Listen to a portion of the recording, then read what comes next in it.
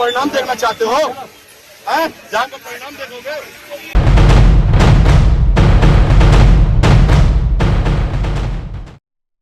ನಮಸ್ಕಾರ, ಆದಾಬ್, ಜೈ ಭೀಮ್. ನಾನು ನಿಮ್ಮ ಭಾಗ್ಯನಾರಾಯಣ ಬೊಗ್ಗವರಪು. ನೀವು ನೋಡ್ತಾ ಇದ್ದೀರಿ ಸುದ್ದಿ ಸರ್ಕಲ್. ಕಾವಡಿಯ ಹೆಸರಿನಲ್ಲಿ ಮಾಡಬಾರ್ದನ್ನು ಮಾಡ್ತಾ ಇದ್ರೆ, ಅಶ್ಲೀಲತೆ ತೋರಿಸ್ತಾ ಇದ್ರೆ, ದಾಂಧಲೆ ನಡೆಸ್ತಾ ಇದ್ರೆ, ಗಲಭೆಗಳನ್ನು ಮಾಡ್ತಾ ಇದ್ರೆ ಕೈ ಕಟ್ಟಿ ನಿಲ್ಲುವಂತಹ ಪೊಲೀಸರು, ಆ ದಾಂಧಲೆ ನಡೆಸುವವರ ಮೇಲೆಯೇ ಪುಷ್ಪವರ್ಷ ಮಾಡುವಂತಹ ಪೊಲೀಸರು, ಪುಟ್ಟ ಮಕ್ಕಳು, ಜನ್ ಆಲ್ಫಾ ಮಕ್ಕಳು ಪ್ರತಿಭಟನೆ ಮಾಡ್ತಿದ್ರೆ ಅವರ ಜೊತೆ ಕೆಟ್ಟ ಕೊಳಕ ನಡ್ಕೊಳ್ತಾರೆ, ಅವರನ್ನ ಕಾಲಲ್ಲಿ ಒದಿತಾರೆ, ಎಳೆದು ಬಿಸಾಕ್ತಾರೆ. ಇದು ಉತ್ತರ ಪ್ರದೇಶದ ಮಾಡೆಲ್, ಯೋಗಿ ಆದಿತ್ಯನಾಥ್ ಸರ್ಕಾರದ ಮಾಡೆಲ್. ಸೊ ಏನಾಯ್ತು ಉತ್ತರ ಪ್ರದೇಶದಲ್ಲಿ? ಅಲ್ಲಿದ್ದಂತಹ ಮಹೋಬಾ ಅನ್ನುವಂತಹ ಪ್ರದೇಶದಲ್ಲಿ ಪುಟ್ಟ ಮಕ್ಕಳು, ಜನ್ ಆಲ್ಫಾ ಶಾಲಾ ಮಕ್ಕಳು, ರಸ್ತೆ ಸರಿ ಇಲ್ಲ, ಮಳೆ ಬಂದ್ರೆ ಮಂಡಿವರೆಗೆ ನೀರು ನಿಲ್ಲುತ್ತೆ, ನಮಗೆ ರಸ್ತೆ ಸರಿ ಮಾಡಿಕೊಡಿ, ಶಾಲೆಗೆ ಹೋಗುವ ರಸ್ತೆ ಅಂತ ಕೇಳಿ ರಸ್ತೆ ತಡೆ ನಡೆಸಿ ಪ್ರತಿಭಟನೆ ಮಾಡ್ತಿದ್ರು. ಆ ಸಂದರ್ಭದಲ್ಲಿ ಅಲ್ಲಿಗೆ ಬಂದಂತಹ ನೀಚ ಪೊಲೀಸರು ನಡ್ಕೊಂಡ ರೀತಿ ಇತ್ತಲ್ಲ, ಕೆಟ್ಟ ಕೊಳಕ ರೀತಿಯಲ್ಲಿತ್ತು.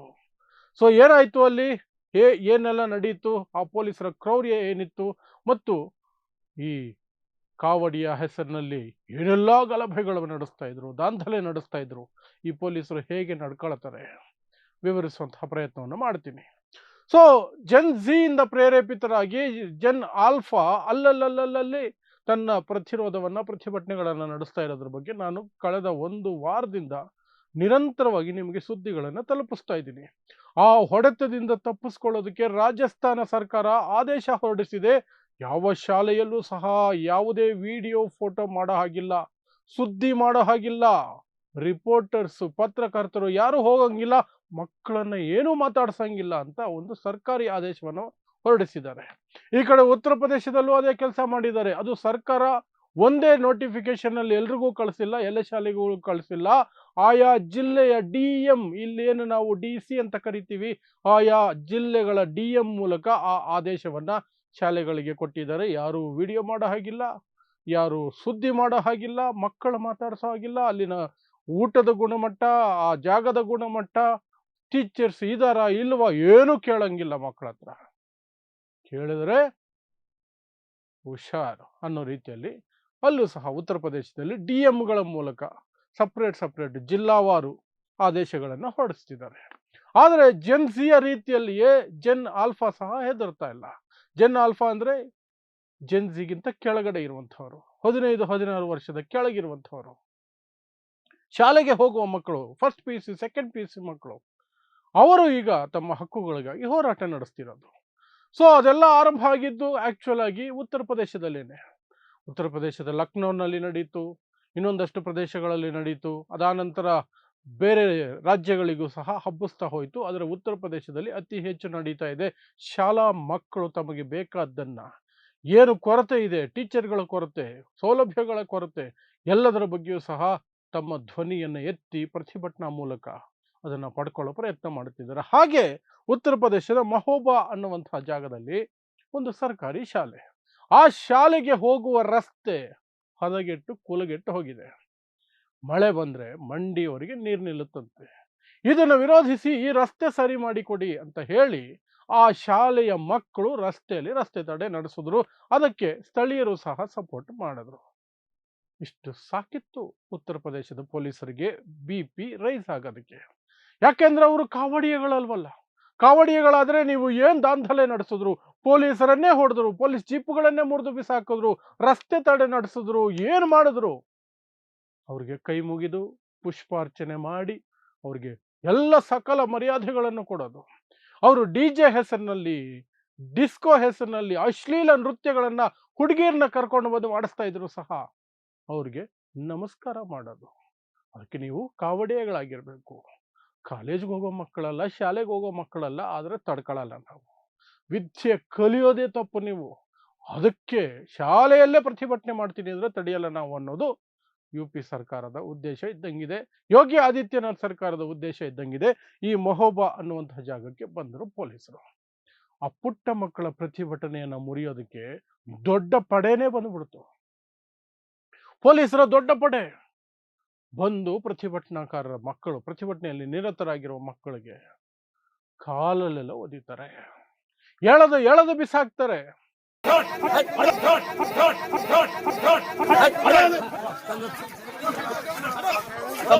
क्या बात है? बताओ समस्या बताओ।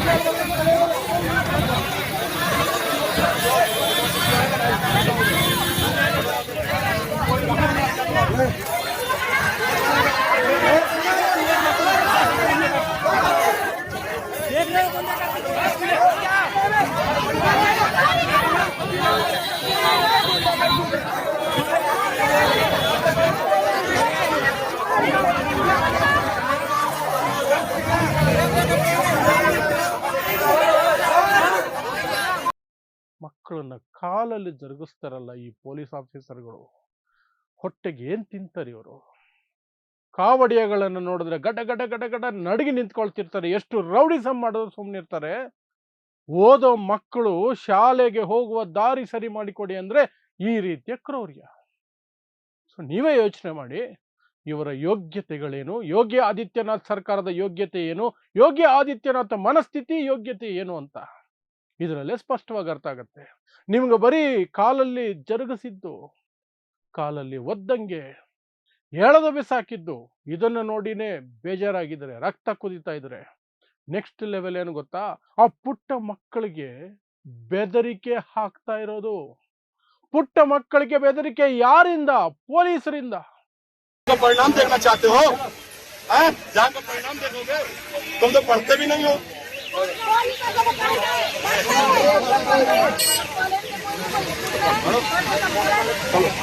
जाम लगाओगे, जाम का परिणाम देखना चाहते हो?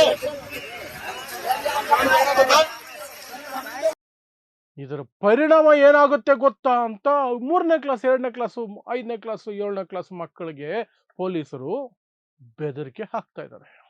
ಬೆದರಿಕೆ. ಸೊ ಇದು ಉತ್ತರ ಪ್ರದೇಶದ ಸರ್ಕಾರದ ವೈಖರಿ. ಉತ್ತರ ಪ್ರದೇಶ ಸರ್ಕಾರದ ವೈಖರಿ ಇದು. ಜನ್ ಆಲ್ಫಾ ಧ್ವನಿ ಎತ್ತಬಾರದು. ಎತ್ತಿದ್ರೆ ನಾವು ನಿಮ್ಮನ್ನ ಚಿಕ್ಕ ಮಕ್ಕಳು ಅಂತ ನೋಡಲ್ಲ, ಕಾಲಲ್ಲೇ ಒದಿತೀವಿ, ಎಳೆದು ಬಿಸಾಕ್ತೀವಿ ಅಂತ. ಅದಕ್ಕೆ ಸಮಜಾಯಿಷಿ ಬೇರೆ ಕೊಡ್ತಾರೆ.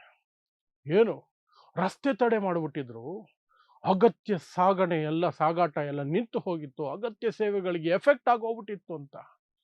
ಕಾವಡಿಯಾಗಳು ಎಲ್ಲಂದ್ರೆ ಅಲ್ಲಿ ತಮ್ಮ ಕಾವಡಿಗಳನ್ನು ಇಟ್ಟು, ಎಲ್ಲಂದ್ರೆ ಅಲ್ಲಿ ಮಲಕೊಂಡು, ಎಲ್ಲಂದ್ರೆ ಎದ್ದು ಏನೆಲ್ಲ ಮಾಡ್ತಾರೆ. ರಸ್ತೆ ತಡೆ ನಡೆಸ್ತಾರೆ, ದಾಂಧಲೆ ನಡೆಸ್ತಾರೆ, ಗೂಂಡಾಗಿರಿ ನಡೆಸ್ತಾರೆ.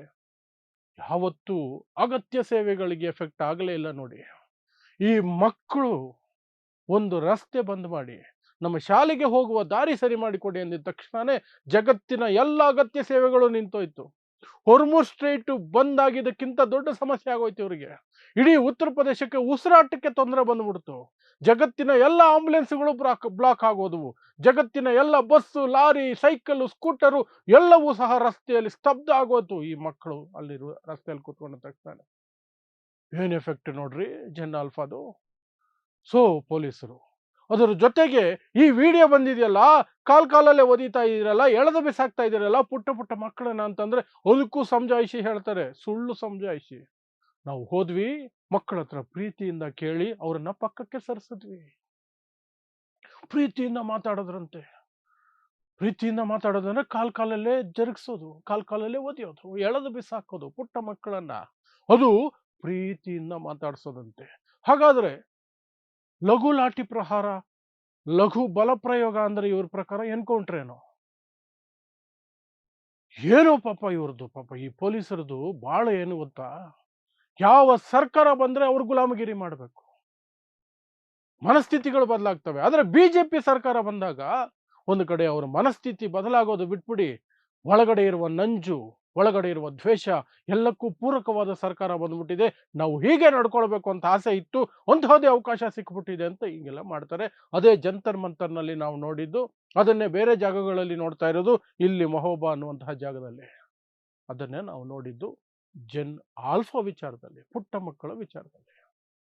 ಸೊ ಅಲ್ಲಿಗೆ ನೀವು ಅರ್ಥ ಮಾಡ್ಕೊಳ್ಳಿ, ಈ ಬಿಜೆಪಿ ಆಡಳಿತ ಇರುವ ಪ್ರದೇಶಗಳಲ್ಲಿ ವಿದ್ಯಾರ್ಥಿಗಳಿಗೆ ಏನು ಬೆಲೆ, ವಿದ್ಯೆಗೆ ಏನು ಬೆಲೆ, ಮೂಢನಂಬಿಕೆಗಳಲ್ಲಿ ಏನೆಲ್ಲ ನಾನ್ಸೆನ್ಸ್ ಮಾಡಿದ್ರು ನಿಮ್ಗೆ ಎಷ್ಟು ಮರ್ಯಾದೆ ಸಿಗುತ್ತೆ, ಪುಷ್ಪಾರ್ಚನೆ ನಡೆಯುತ್ತೆ ನಿಮಗೆ. ಅಷ್ಟು ಅರ್ಥ ಮಾಡ್ಕೊಂಡ್ರೆ ಈ ದೇಶ ಉದ್ಧಾರ ಆಗೋದಕ್ಕೆ ಶುರು ಆಗುತ್ತೆ, ಅಷ್ಟೇ, ಇನ್ನೇನಿಲ್ಲ. ಸೊ ಇಂತಹದ್ದೇ ವಿಶೇಷ ಸುದ್ದಿಗಳಿಗಾಗಿ ನೋಡ್ತಾ ಇರಿ ಸುದ್ದಿ ಸರ್ಕಲ್. ನಾನು ನಿಮ್ಮ ಭಾಗ್ಯನಾರಾಯಣ ಬೊಗ್ಗವರಪು.